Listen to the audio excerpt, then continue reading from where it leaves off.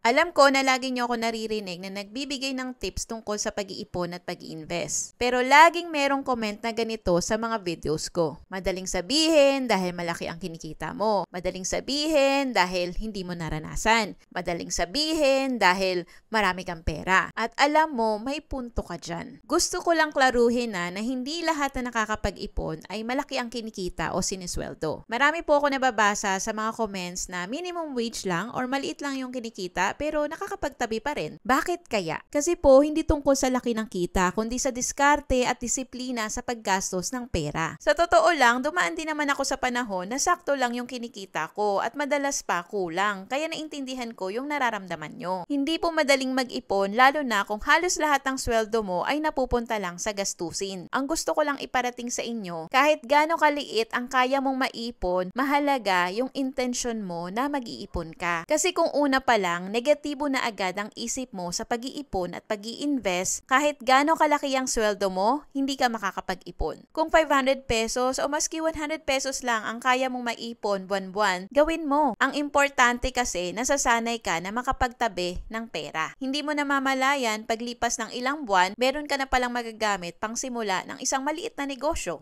Higit sa pera, ang pinaka-importante ay ang mindset. Yung paniniwala mo na kaya mo makaipon kahit na maliit ang kita mo. Ang goal ng mga videos ko ay hindi para gawing madali ang pag-iipon kasi alam naman natin na hindi talaga madali. Ang goal ko ay matulungan kayong magsimula na makaipon kahit na maliit at kahit na mahirap. Ikaw, anong ginagawa mo para makaipon kahit na sakto lang ang kita? Share mo naman sa comments, malay mo makatulong sa iba. Sa IMG ko natutunan ang tamang pag-build ng financial foundation. Kaya kung gusto mo rin itong matutunan, comment #ipon below para mabigyan kita ng access sa aming free webinar.